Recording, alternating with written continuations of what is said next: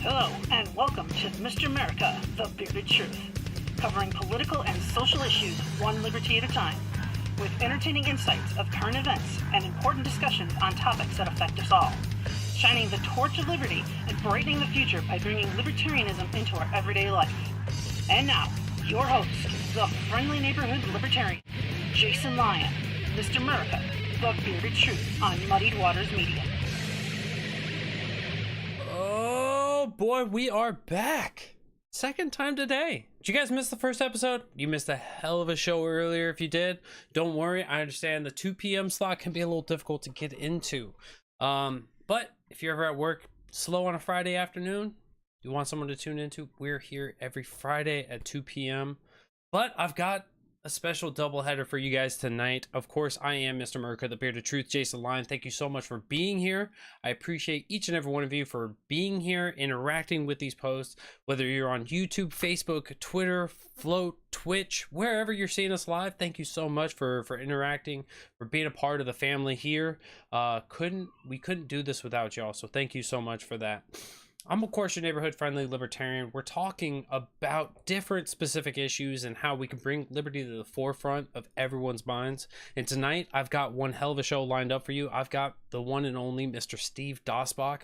We're going to be talking about how to be more effective in our communications, how we can take arguments that go nowhere and turn them into actually communicating, actually being heard on both sides to be able to make a difference. Because we all know that our ideas are the best. That's why we're libertarians. But how we actually get those communicated and actually make a difference, that's where we're going to learn some of those tips and tricks tonight with Steve Dasbach. So I'm excited for that. But before we can dive into that, we of course have to talk a little bit about the thank yous.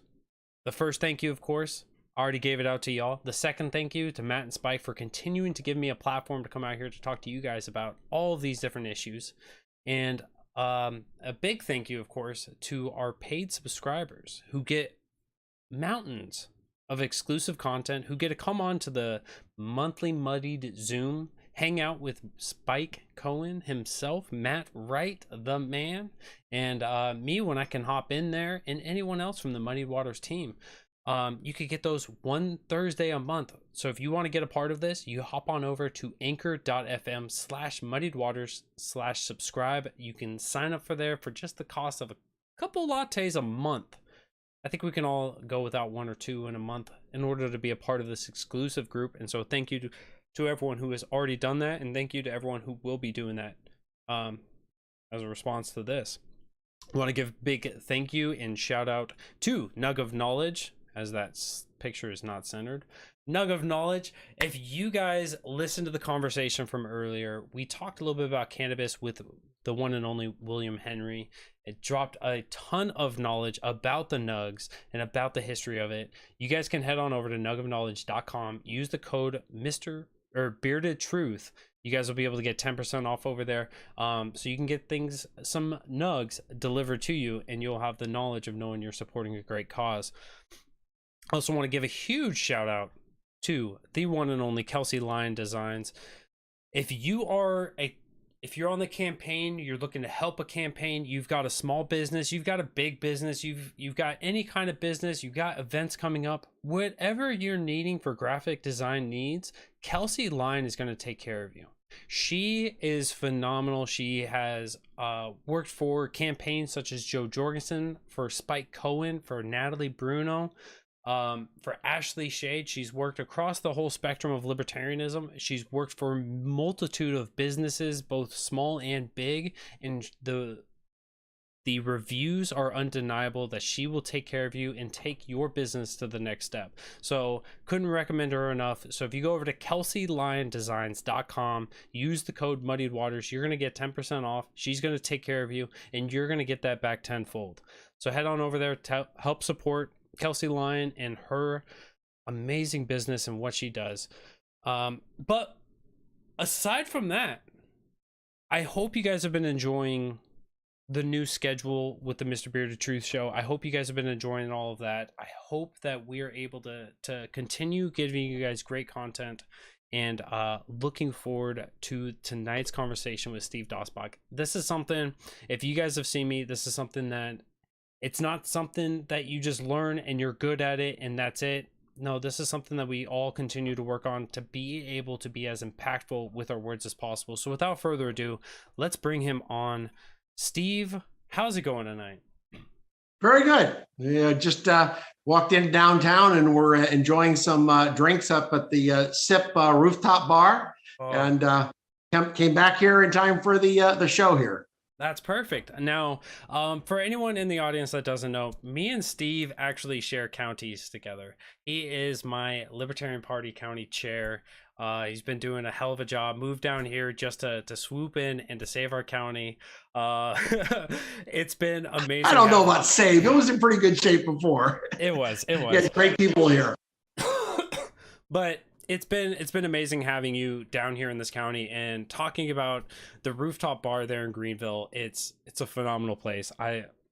But I'm so glad that you're able to cut away from the drinks for a little bit to come in here and intoxicate us with this wisdom. So there we go.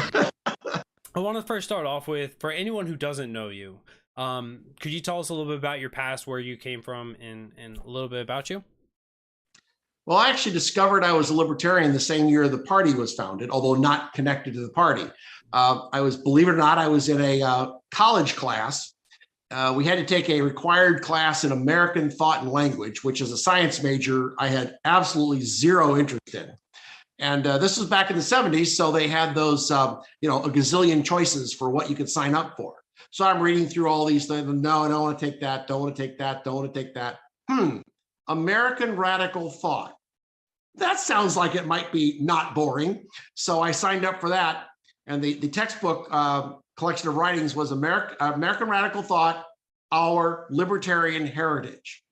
And it started off with Adam Smith, John Locke, Thomas Jefferson, Thomas Paine, the anarcho-capitalists, the anarcho-communists.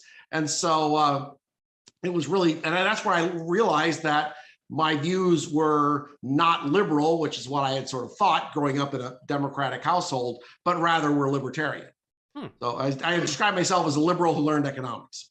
So that's when I discovered I was libertarian. My senior year in college, we just gotten married, moved into married housing, and somebody there talked to me, found out about my background, and said, "Oh, there's someone I have to introduce you to," because he wanted to see us fight.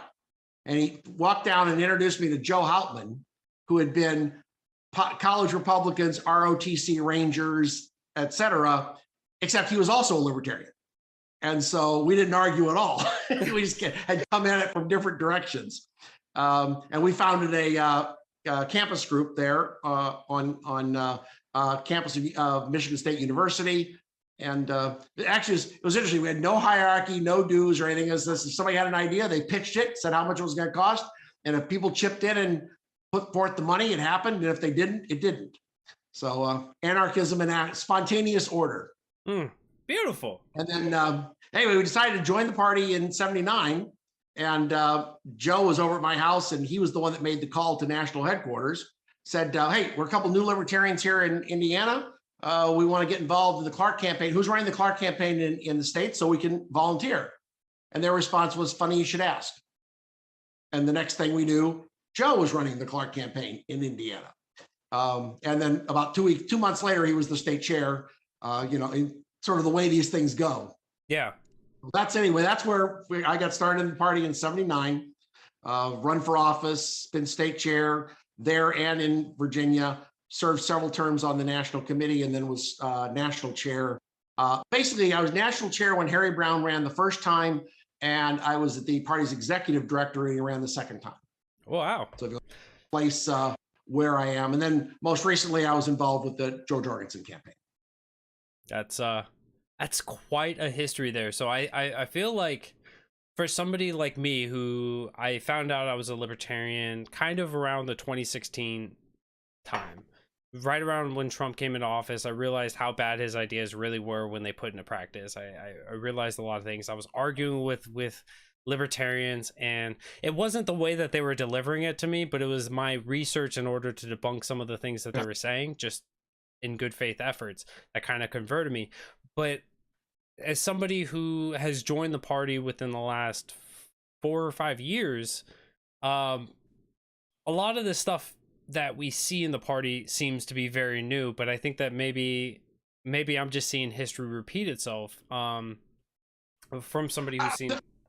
Yeah, I mean, a certain extent. I mean, the some of the faction battles have happened over time. They more often have been on issues more so than control, but a lot of it's been on the radicals and pragmatists. That those battles have always been there, and I think we've been most effective when all those groups looked for common ground, because frankly, if we stray away from our principles, what are we here for? Exactly. And if we put out things that don't connect with voters, we're not going to get anywhere. So you've got to look for that overlap between principles and practicality to kind of find that sweet spot where you can connect with people.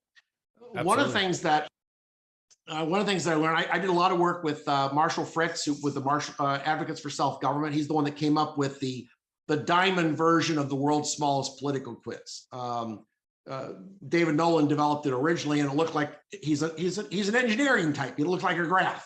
Yeah. And Marshall Fritz was the one that figured out to turn the angle, get the diamond part of it, where libertarians are at the top, of course. I like it. But so I went around with him, saw him give some of the presentations to college, to high school groups and some colleges, and also gave some myself. I also was involved with his efforts with the separation of school and state, Alliance for the Separation of School and State. So to sort of try to make the argument for alternatives to public education. But I think the biggest lesson I learned was actually from my teaching career. And that is that most people, when I was teaching science, most of the students I had in science and most of the people we talked to in politics approach these subjects as concrete thinkers.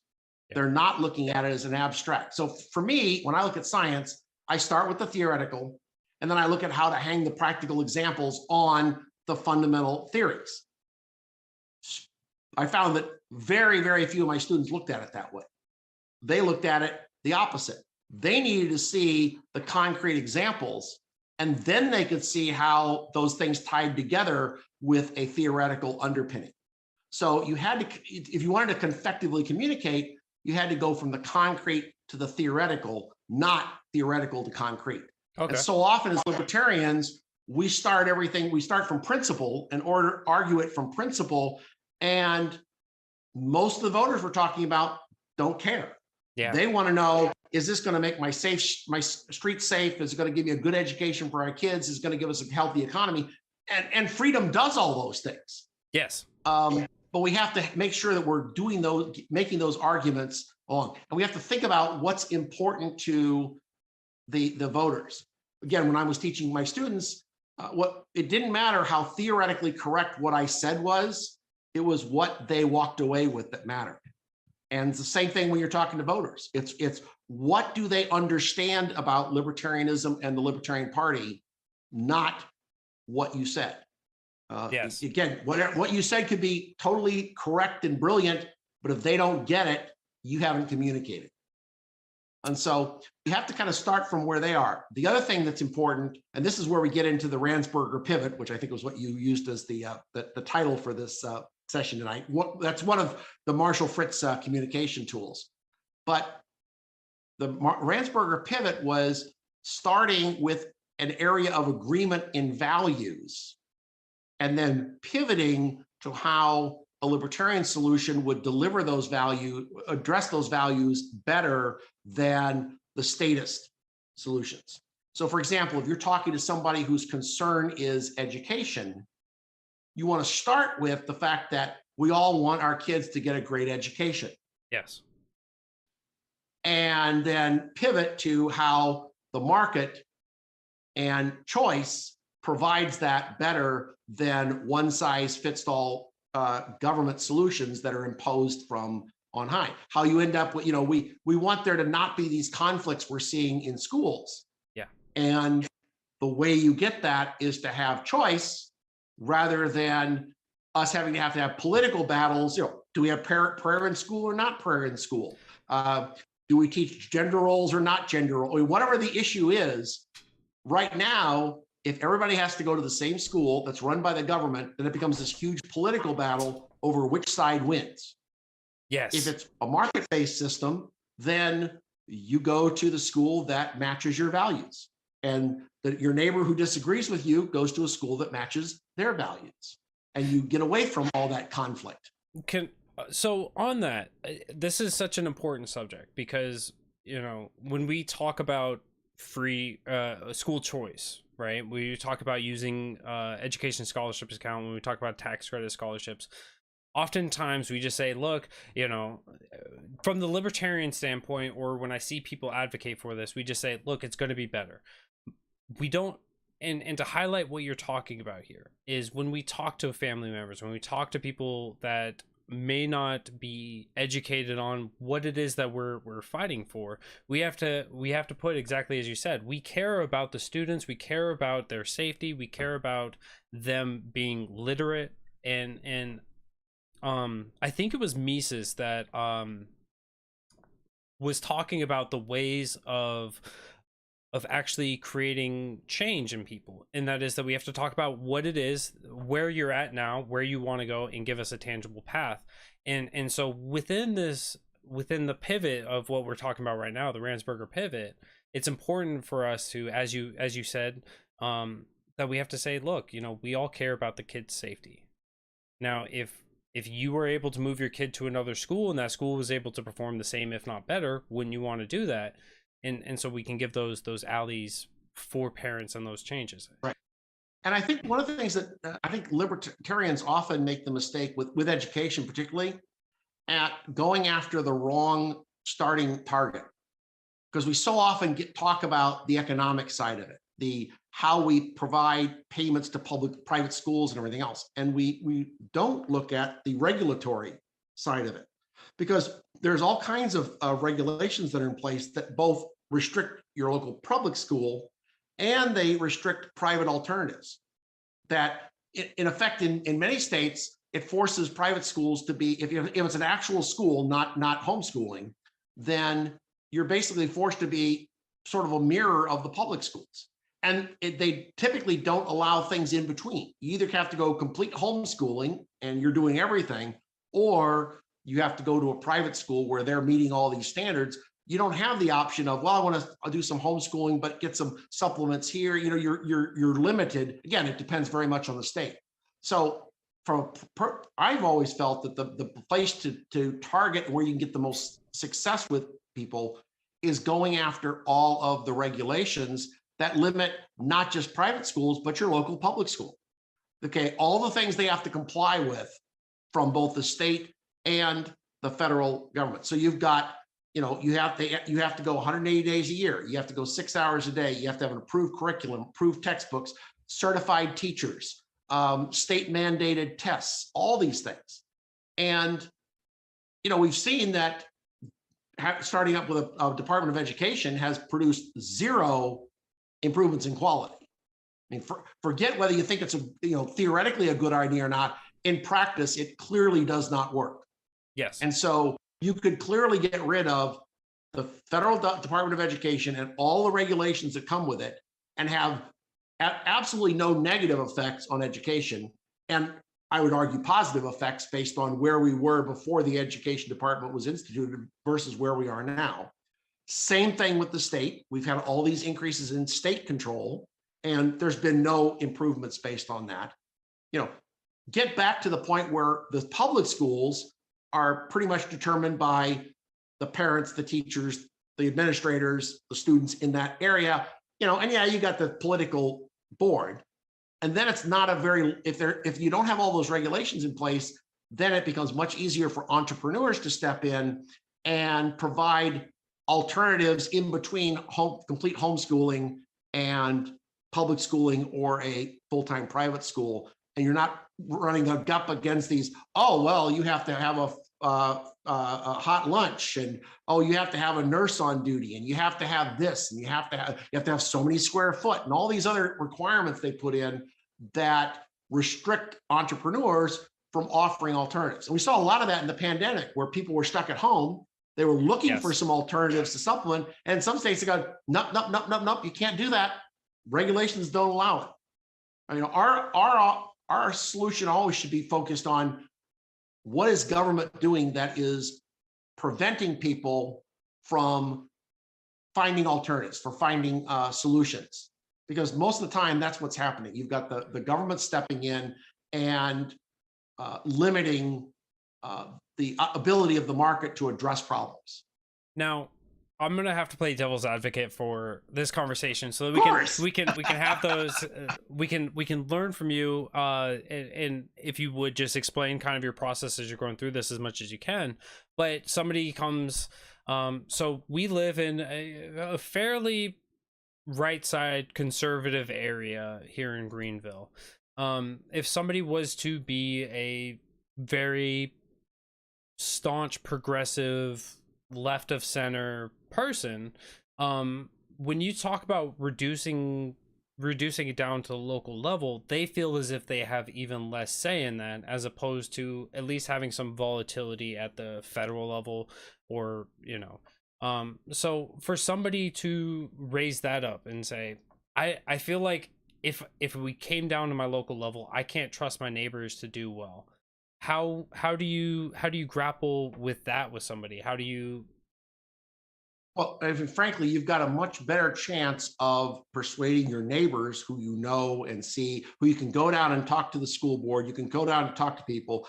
Then you have almost no ability to affect legislators sitting in Columbia, and you have even less ability to affect legislators in Washington, and you have even less ability to affect the bureaucrats that are in the Department of Education who are appointed by the president. So you've got almost no chance of having any impact on them. Whereas your local school board, they're human beings. You can go down there, you can talk to them, you can talk about your concerns. You can get your other people who share those concerns to pack a school board meeting. You can run somebody for one of those seats and get a voice on it. You're much more likely to get a voice on that school board locally than you are to get a voice in Columbia or in Washington, D.C., especially given how gerrymandered the districts are. Here in South Carolina, we have 124 state representative districts. In 2020, 64 of those 124 had no major party opposition. They were either a Republican running with no Democrat, or a Democrat running with no Republican. And so they were, unless there was a libertarian or someone else running in that district, which there were in some of those districts. In other districts, they were going to escape to re-election. You as a voter had no say in what they were going to do. There was no reason for them to pay attention to your concerns, because they were going to get elected no matter what. Yeah. No, the only thing they had to do is concern themselves with their primary voters. And that's one of the things we see so often, is that the Republicans lurch to the right because the people what they have to concern themselves with is being primaried in the Republican primary. The Democrats lurch to the left because they have to be concerned about being primaried in the Democratic primary. And the vast majority of voters who don't agree with either of those extremes are left with no real say. Whereas with the market, you've always got a say. If I don't like what I'm buying at Publix, I can go to Harris Teeter. If I don't like the lessons that I'm getting from the dance school, that if my wife doesn't like the lessons she's getting from the dance school she's going to, there are 2 or 3 other dance schools she can go to. You have choice. And if you think about it, outside of in education options, other than the public K through 12 education, you have choices. And you can decide where you're going to take your tuition dollars. And if you're not satisfied, you can take them elsewhere. And that's really the idea behind some of these choice systems, Yes. Is being able to, as long as you are dealing with a public system, being able to take your, direct those dollars to the school that you would like your children to go to, rather than others. And again, people who are wealthy always have choices. They can always afford to go to get the school that they want, a private school of their choice. It is people of more limited means that don't have that option, where educational choice becomes so much more important. Absolutely. And again, not just the choosing a school, that layer of truth, but also being able to have, tutoring options and remote options, various options that people can do that will reflect what works best for their child, and not the one size fits. No, this works best for the school system. Well, that's nice, Yeah. but education is supposed to be for the child, not for the teacher or the convenience of the teacher or the administrator or the school board members.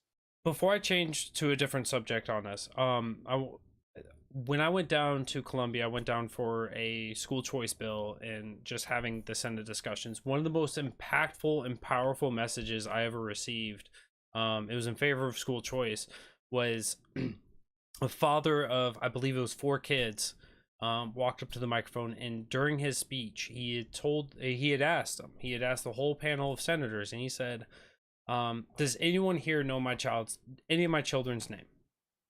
No one said a thing. He said, if you don't know my children's name, how do you know what is best for them?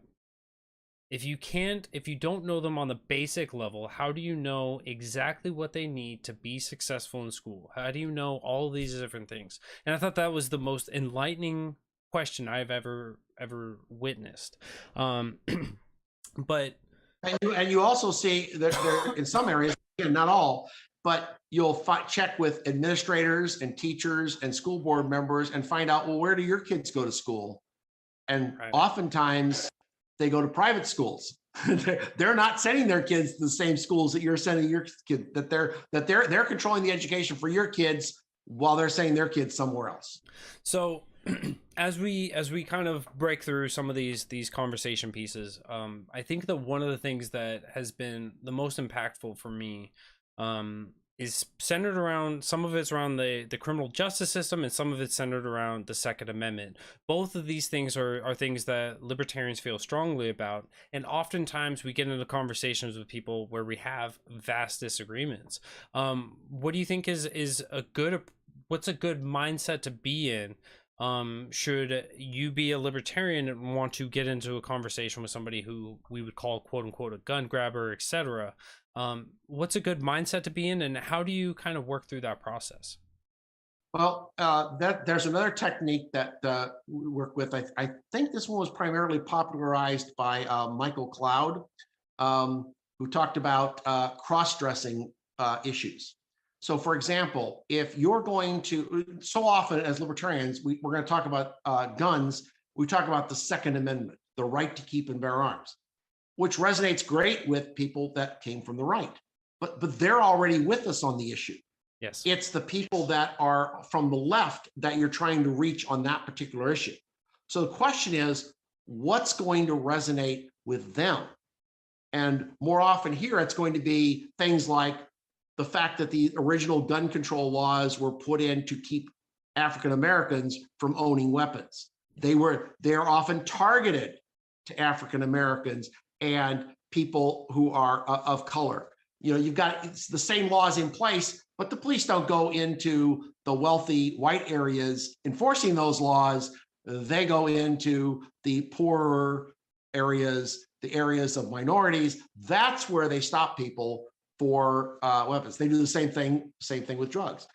The people that are in need of being able to use a weapon, have a weapon to protect themselves, aren't the people in the wealthy suburbs that have lower crime rates to begin with, and where the police will show up pretty quickly, because these people vote and they'll be nasty to them if they don't show up. It's the places where your response time is the next morning. That's where people need to be able to defend themselves. It's Yes. the single mother who is alone with her kid and needs to be able to protect herself. That's what's important. And hang on just a minute. It looks like, let me go grab my power supply. I'm afraid that my phone may wank out here in just a minute. So give me just a second. I'll work on the next topic. But so we mentioned the Second Amendment, right?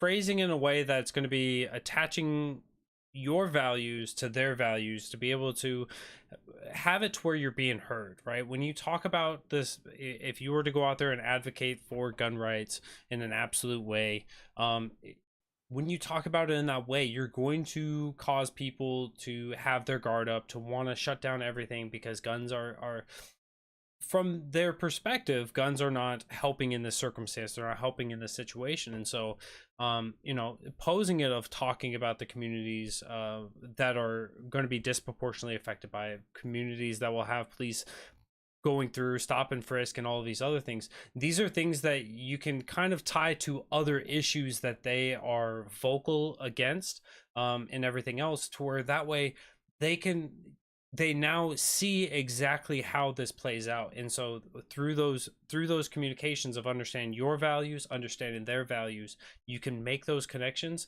And then now they've heard you. Now they have to think about it. Now they have to grapple with their own value system to say, well, I don't like gun violence. We don't like gun violence either. Right. And you got, and flip it the other direction. If you're trying to make some headway with someone on the drug war, okay, you don't talk about, well, it's my body, I can do whatever I want. The people that agree with you on that are already on your side on that issue. Okay, it's the ones that are worried about their kids getting hooked on drugs. Oh, well, you know, if they're legal, then I'm more likely to get, my kids are going to get hooked on drugs. And you just ask the question, you know, what are they, in which case do they have people who are making money getting your kids, supplying product? There aren't liquor dealers on the campuses supplying alcohol to your kids. Can your kids get alcohol? Sure, just like you can get pot. And frankly, kids generally report it's easier to get drugs than it is to get alcohol. That is, the legal system with alcohol is harder for children to get alcohol than the illegal system that involves for drugs. And so you're more likely to keep kids up. And again, this is no longer theoretical. We've got countries like Portugal, we've got states like Oregon that have already decriminalized drugs. Yes. And there is no increase in drugs. There's a reduction in drug-related crimes. You see more people getting help. You see fewer people turning to hard drugs. So often people don't realize one of the things that drives people to hard drugs is they're easier to conceal than the softer drugs. Just as in Prohibition, you saw a reduction in alcohol or in wine and beer, and the taking off of distilled spirits, because they were easier to smuggle. Mm-hmm. They were easier to conceal. You know, you didn't have that wasn't as big much of a market prior to Prohibition. It was Prohibition that gave us the mafia. You know, now it's drugs giving us the Bloods and the Crips or whoever the current gangs are. I'm dating myself here, but making it illegal makes it more likely for your child to get involved in drugs, and it also makes it more likely for them to get bumped up to harder drugs, because essentially you're making, in order to get any drug, they make a connection into the criminal underworld. And now those dealers are in a position to move them up to higher and more potent and more expensive drugs. Whereas you simply wouldn't have that progression occurring as easily if you were dealing with a legal market.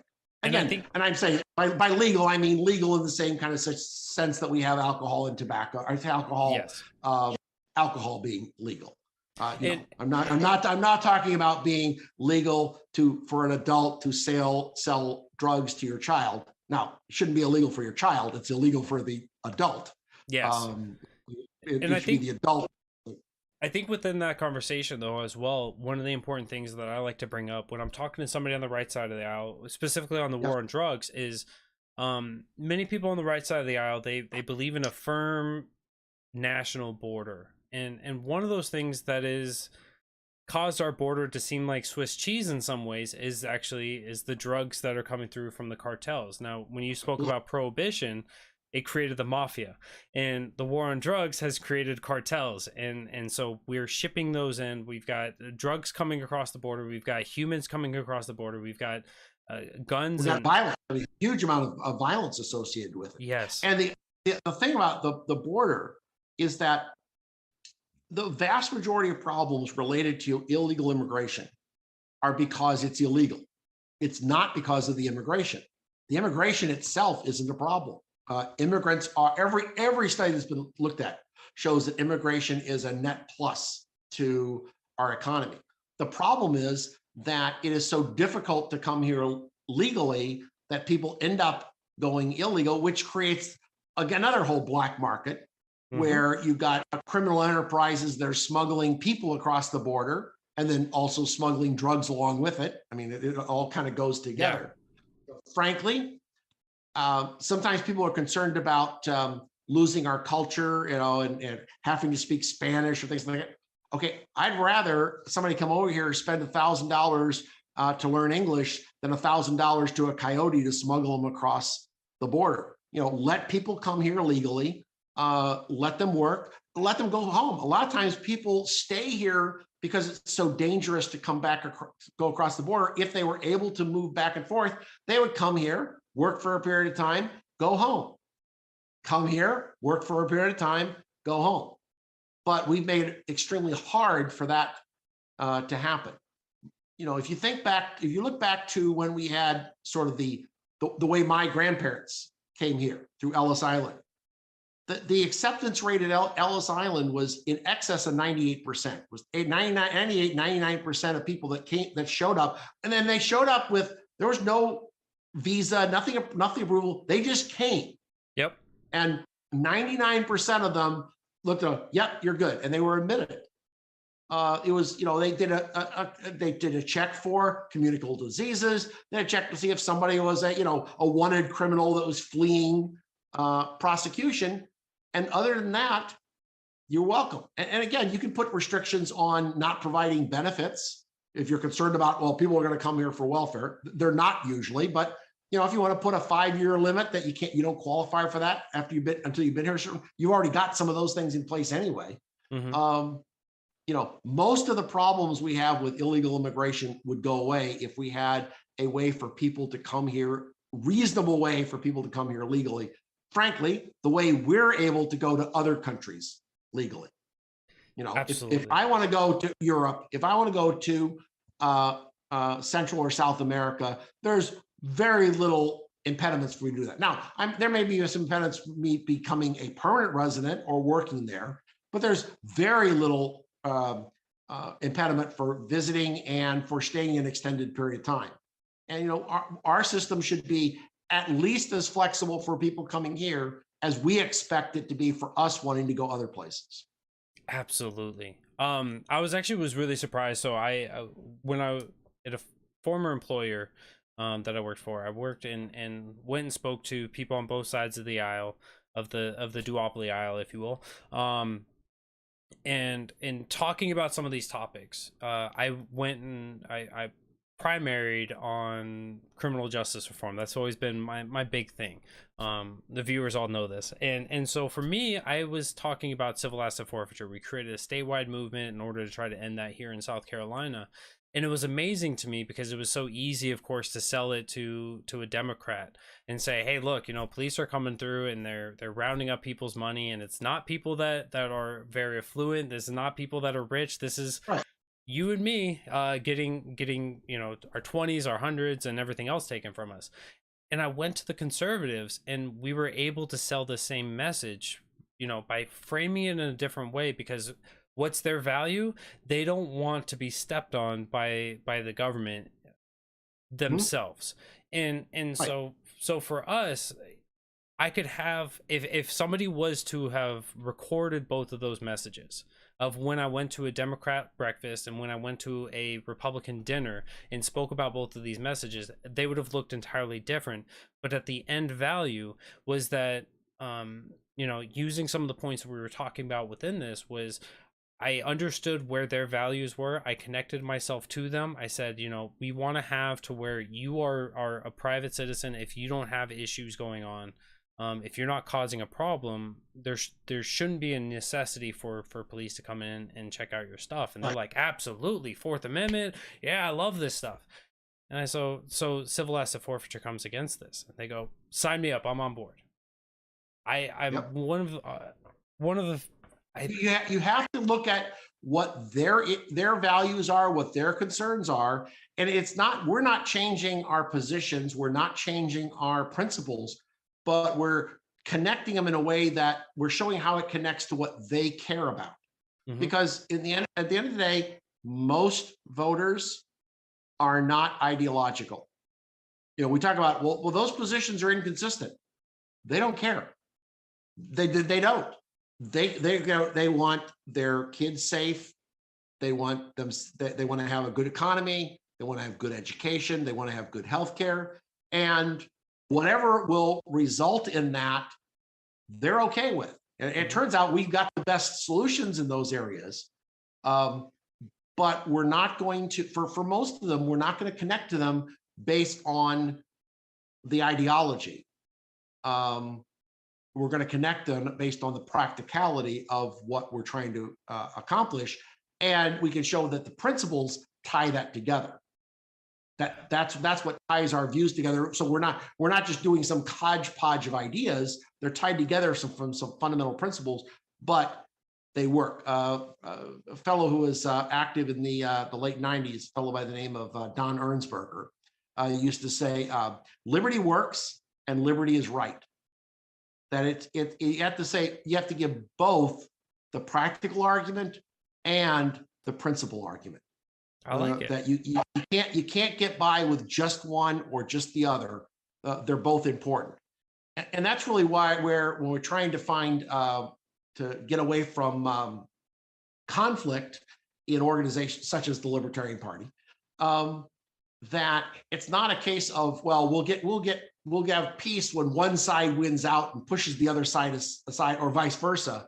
It's when we can see that both sides bring strengths, and we need to position ourselves utilizing the strengths of both the radicals who are really that they believe principle is important, and the pragmatists who believe that the practicality of our solutions is important.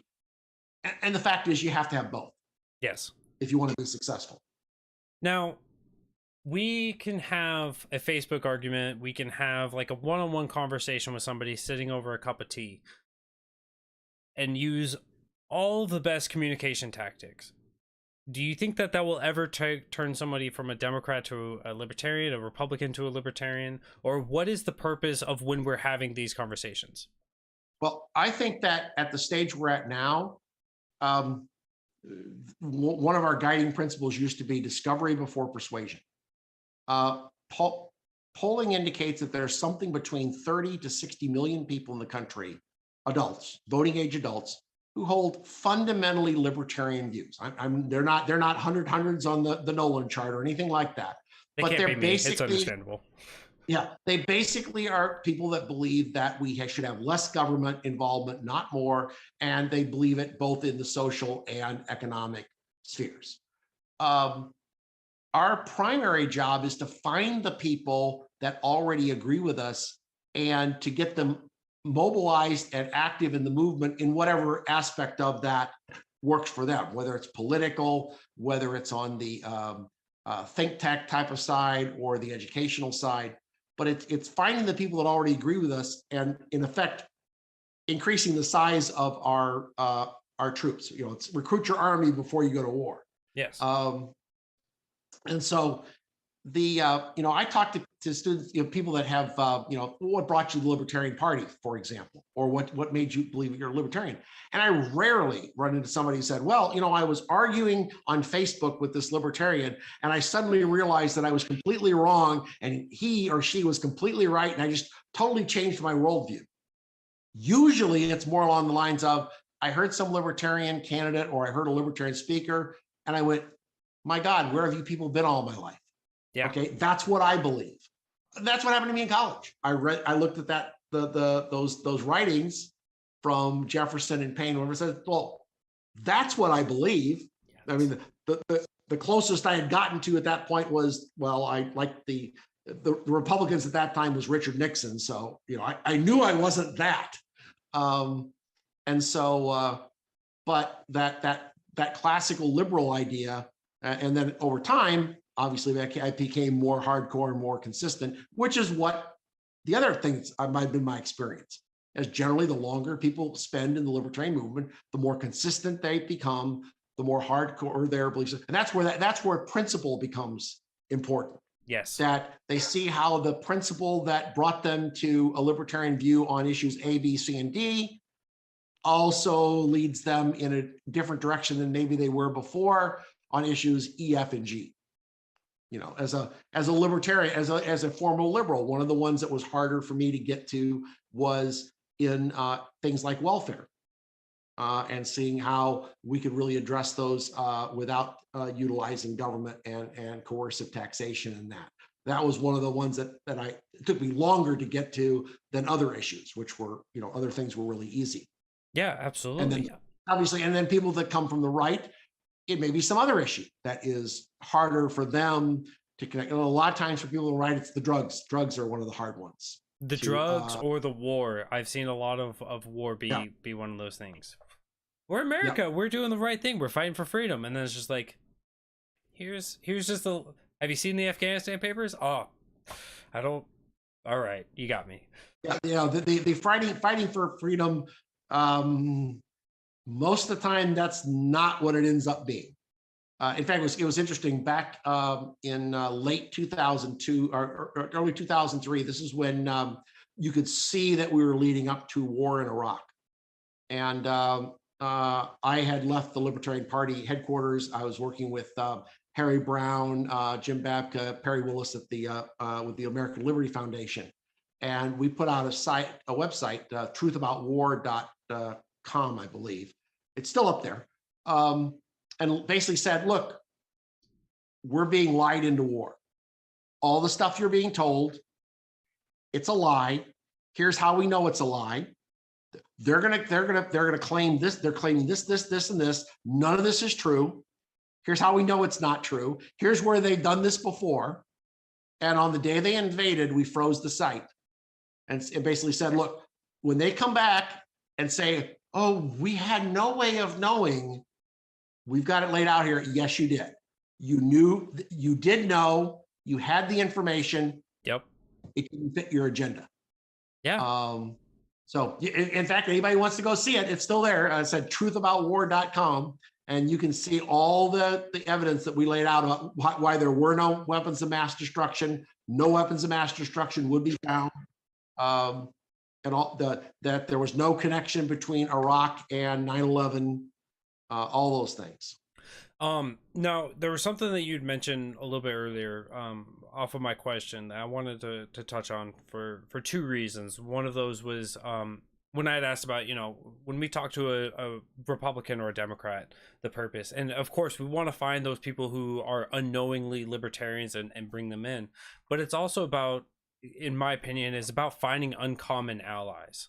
I have friends that are Republicans and Democrats that they will fight with me to change policies that we have in the legislature, fight on initiatives and everything else. And so it's great to have those allies. So, I think it's important that when we talk about this stuff, that we look at ourselves and we say, we may not agree on everything, but here's the things, here's the values that we do agree upon. And now how can we better this together? Those are things that can help grow, and eventually, because of exactly what you went down with that consistency trail, we'll turn them on one topic to another topic to another topic, and then they're raising the black flag, screaming about down with the state.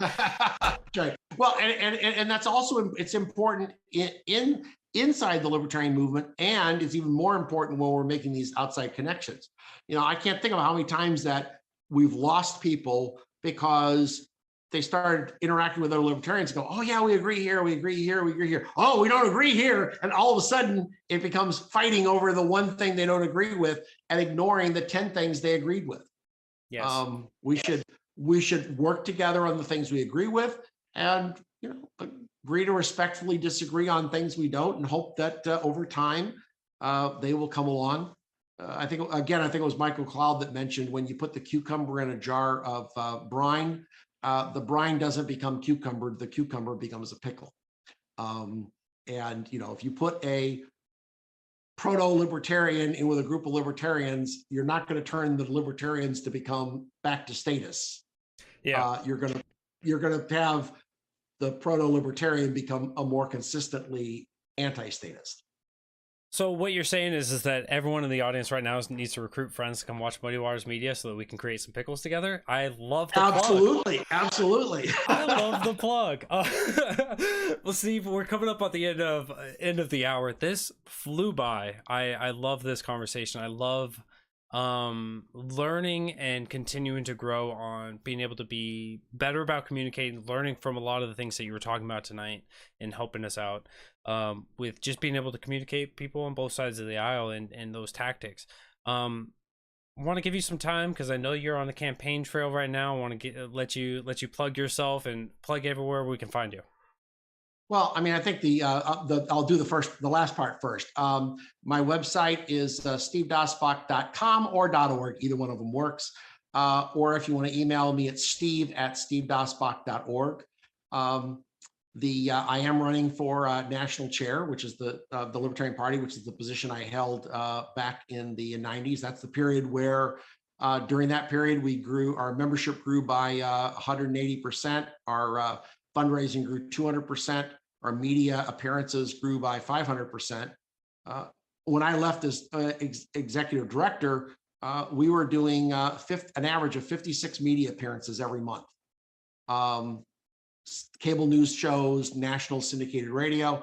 I'm reasonably sure we're not anywhere close to that at present, based on what I'm seeing. We were typically doing 1 or 2 press releases a week. Again, I don't see us doing that. So I want to be able to get back to the point. We're still in a situation where our highest membership and fundraising numbers in the party were from the year 2000 when I was executive director. That's more than 20 years ago. Oh, wow. That is sad. And I am tired of having that record. I'd rather have that be a new record, not an old one. Yeah, so, no, absolutely. I want to be able to try to bring the party together, again, not by one side winning ultimate victory and pushing the other side, but bringing people together with differing views, looking for common ground and the areas where we can overlap and work together, because that's how we get a united organization. That's how we get a united movement. And that's how we make real progress. I appreciate it so much, Steve. Thank you for taking the time coming on here. I have always loved the first time, if I can share a story, the first time I met you was we here in Greenville County, we've got an Adopt a Highway, and Yep. Steve was telling me all about being a high school teacher as we're out there picking up trash. I mean, if you want to talk about somebody going out there picking up the shovel and taking action, I mean, Steve is there. But thank you so much, Steve, for cutting the drink short tonight to come on and hop on with me. Well, happy to do that. And I'll put on one final plug. Kelsey Lyon did great work for the campaign. So if you do need design work done, go see Kelsey. She'll do you right. Hey, checks in the mail for that one. Thanks for the plug. But Steve, thank you so much. And I'll see you here in a little bit. All right. Take care. Bye. All right. Whew. There we have it. Another fantastic Friday night show. I love you guys. I appreciate you guys all so much. You guys be well. Make sure you guys tune in next week. Tuesday night, Spike and Cohen, Spike and Matt, not Spike and Cohen. You guys wish it was Tasha. Spike and Matt will be traversing the muddy waters of freedom. Tuesday night, 8 p.m. Wednesday night, Spike Cohen will be on with My Fellow Americans. Thursday night, Writer's Block. And of course, we'll be back here Friday, 2 p.m. Eastern, Freedom Time, with another fantastic discussion. I want to say next weekend's. Let me pull that up for you guys real quick. I don't want to leave you guys hanging too far, because I love plugging my own stuff. You guys know me. Next Friday will be Michelle Makuchian. I probably butchered her name, and I'm going to get upset with, or she's going to get upset with me, and that's fine. It's going to be all about recruitment and outreach, because we can communicate. We can now then go out do some outreach and recruit people to help with ballot access, with initiatives, with getting people elected. So we're going to continue on growing and developing in our own so we can push liberty to the forefront. With that, I hope you guys have a wonderful weekend. Have a very merry Easter. And hopefully you guys got to enjoy Good Friday today with a double header from Mr. America, the Bearded Truth. I hope you guys take care. See you guys soon. Keep fighting the good fight.